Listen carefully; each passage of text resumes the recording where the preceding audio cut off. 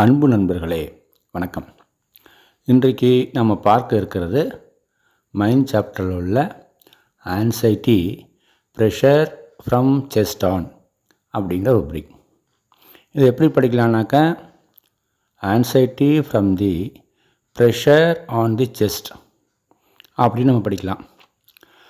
இதுக்கு தமிழ் மீனிங் அப்படின்னு பார்த்தோம்னா, ப்ரெஷர் அப்படின்னாக்க ஒரு இறுக்கம், ஒரு அழுத்தம் அப்படிங்கிற மாதிரி பொருள் வருது. செஸ்ட்னா மார்பு, நெஞ்சு அப்படின்னு சொல்லிக்கலாம். ஆன்சைட்டினா நம்ம படிக்கிறது தான் ஒரு பதட்டம், ஒரு கவலை. நெஞ்சில் ஒரு இறுக்கம், நெஞ்சில் ஒரு அழுத்தம், அதனால் அவங்களுக்கு ஒரு கவலை, ஒரு பதட்டம் உண்டாகிறது. இது ஜென்ரலாக டைரெக்டாக பார்த்தோம்னாக்க, நெஞ்சில் ஏதாவது ஒரு ப்ரெஷராக இருக்குது, ஒரு வலி மாதிரி தோணுது, இல்லாட்டா ஒரு இறுக்கமாக இருக்குது. அதனால் அவங்களுக்கு என்ன தோணும்? ஸோ இது ஏதாவது ஒரு கார்டியாக் ஃபெயிலியர், இது ஏதாவது ஒரு ஹார்ட் டிசீஸாக இருக்குமோ, இதயத்தில் ஏதாவது கோளாறோ, ஏதாவது அடைப்பு இருக்குமோ, அதனால் நமக்கு இந்த மாதிரி ஒரு ப்ரெஷர் இருக்குது, ஒரு இறுக்கம் இருக்கோ அப்படிங்கிற மாதிரி அவங்களுக்கு கவலை வரும். இது என்ன சார் இது அப்படின்னு கேட்கலாம். இந்த மாதிரி வந்துடுமோ சார், எனக்கு ஹார்ட் அட்டாக் வருமோ, ஹார்ட் ஃபெயிலியர் ஆகிடுமோ, இந்த மாதிரி கூட அவங்க நம்மள்கிட்ட கொஸ்டின் பண்ணலாம். ஸோ அந்த நெஞ்சில் ஏற்பட்ட இறுக்கம் அல்லது ஒரு அழுத்தத்தினால அவங்களுக்கு ஒரு கவலை ஏற்படுகிறது. இது அந்த ருப்ரிக்கோட டைரக்டான பேஷண்ட் வெர்ஷன் அப்படின்னு நம்ம எடுத்துக்கிறோம்.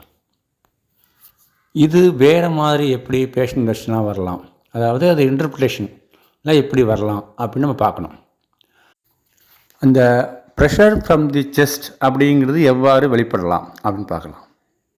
ஒருவருடைய வாழ்க்கையில் நிறைய பிரச்சனைகள் இருக்கலாம்.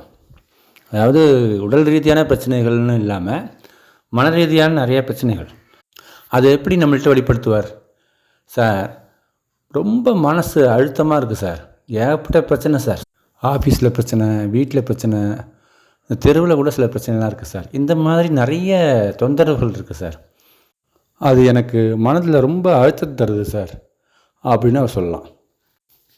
இதை நாம் இந்த ருப்ரிக்கோட பொருத்தி பார்க்கலாம். அதாவது pressure from the chest on, anxiety from the pressure on the chest அப்படிங்கிறதோட நம்ம பொருத்தி பார்க்கலாம்.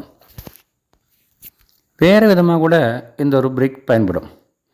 அதாவது ஒருத்தருடைய ரெஸ்பான்சிபிலிட்டி ரொம்ப அதிகமாக இருக்குது, ஒருத்தருக்கு நிறைய ரெஸ்பான்சிபிலிட்டி இருக்குது சார் அப்படிங்கிற மாதிரி ஒருத்தர் ஃபீல் பண்ணுறார். அதாவது வீட்டில் வயசான அம்மா அப்பா இருக்காங்க, பசங்கள்லாம் படிக்கிறாங்க, எல்லாரையும் நான் தான் பார்த்துக்க வேண்டியிருக்கு, அவங்களுடைய தேவைகள் நான் தான் பூர்த்தி செய்ய வேண்டியிருக்கு, நான் ஒர்க் பண்ணுற இடத்துலையும் நான் ரொம்ப ரெஸ்பான்சிபிலிட்டி நிறையா இருக்குது சார், எனக்கு ரொம்ப மனசில் அழுத்தமாக இருக்குது, அழுத்தத்தை தருது அப்படிங்கிற மாதிரி சில பேர் வெளிப்படுத்தலாம் அவங்களுடைய மனநிலையை. அந்த இடத்துலையும் நாம் இந்த anxiety from the pressure on the chest அப்படிங்கிற ருப்ரிக்கை பயன்படுத்தலாம்.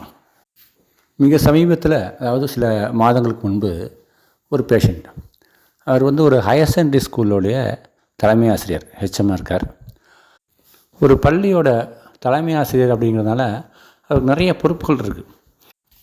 அந்த பள்ளிக்கூடம் ஒரு கிராமத்தில் இருக்கிறதுனால பல வசதிகள் அங்கே இல்லை. இப்போ லேட்டஸ்ட்டாக உள்ள இன்டர்நெட் வசதியோ மற்ற வசதியோ அவங்களுக்கு சரியான அக்சஸபிலிட்டி இல்லை. அதனால் பல தொந்தரவுகள், பல பொறுப்புகளை அவர் சமாளிக்க வேண்டியிருக்கு. அதே போல் வீட்லேயும் பார்த்தோம்னா அவருக்கு ஒரு வயசான அப்பா அவர் இருக்காங்க, அவங்களுக்கு அடிக்கடி உடம்பு சரியில்லாமல் போகும். அவருடைய ஒய்ஃபும் அடிக்கடி நோய்வாய்ப்படுறாங்க. பையன் 2 பேரும் வெளியூரில் படிக்கிறாங்க. ஒரு பையன் சென்னையில் டாக்டர், அதாவது எம்பிபிஎஸ் படிக்கிறாப்புல. இன்னொரு பையன் இன்னொரு நகரத்தில் ஹையர் செகண்டரி படிச்சுட்டு வராப்புல, ஹாஸ்டலில் தங்கி. ஸோ இதனால் நிறைய அவருக்கு அடிக்கடி இந்த பையனை போய் பார்க்குறது, இந்த பையன் எங்கள் வீட்டுக்கு வர்றது, இவங்களுக்கு உடம்பு சரியில்லாமல் போகிறது, ஸ்கூலில் உள்ள அந்த பொறுப்புகள், இதனால் அதை எப்படி அவர் வெளிப்படுத்தினார்னாக்கா, தாங்க முடியல சார், ரொம்ப அழுத்தமாக இருக்குது சார், மன உளைச்சல் ரொம்ப அதிகமாக இருக்குது அப்படின்னார். ஸோ அவருக்கு இந்த ருப்ரிக், அதாவது anxiety pressure from chest on அப்படிங்கிற ருப்ரிக்கோட இன்னும் சில ருப்ரிக்ஸ்லாம் சேர்த்து சல்ஃபர் தான் கொடுக்கப்பட்டது. அந்த சல்ஃபர் வந்து அவருக்கு ஒரு நல்ல நிவாரணம் தந்தது. அவருக்கு வேறு சில ப்ராப்ளம்லாம் இருந்தது. அதாவது அவருக்கு வந்து பைல்ஸ் ப்ராப்ளம் இருந்தது, வேறு சில தொந்தரவுகள் எல்லாமே சில வாரங்களில் இந்த சல்ஃபர் கொடுக்கப்பட்ட பிறகு சரியாகி வந்தது. இந்த ருப்ரிக் வந்து ஒரு என்ட்ரி பாயிண்ட்டு. இதை வந்து நம்ம வந்து இன்டர்பிரட் பண்ணி தான் கொடுத்தோம். அவர் வந்து எனக்கு வந்து நெஞ்சில் ரொம்ப வலி சார், ரொம்ப ப்ரெஷராக இருக்குது, இறுக்கமாக இருக்குது அப்படிங்கிற மாதிரிலாம் சொல்லவே இல்லை. அவருடைய ரெஸ்பான்சிபிலிட்டி நிறையா இருக்குது, அதனால மன அழுத்தம் இருக்குது, மன உளைச்சல் இருக்குது அப்படிங்கிறத மட்டும் எடுத்துக்கிட்டு இந்த ருப்ரிக் எடுத்துக்கிட்டோம். ஸோ இது நல்லாவே ஒர்க் பண்ணியிருக்கு. ஸோ இந்த மாதிரி ஒரு ருப்ரிக்கை ஒரு பர்டிகுலர் மாதிரி தெரிஞ்சாலும் ஒரு பர்டிகுலர் ஆர்கனோட சம்மந்தப்படுத்தி வந்த ஒரு ருப்ரிக்கை நம்ம வந்து ஜென்ரலாக கூட எடுத்துக்கலாம். அந்த மனம், அந்த செஸ்ட்டு அப்படிங்கிறது எந்த மாதிரிலாம் வெளிப்படும் அப்படிங்கிறத கொஞ்சம் திங்க் பண்ணி பார்த்தோம்னா ஒவ்வொரு ருப்ரிக்கும் நிறைய பேஷண்ட் நாம் கண்டுபிடிக்கலாம். நன்றி, வணக்கம், மீண்டும் சந்திப்போம்.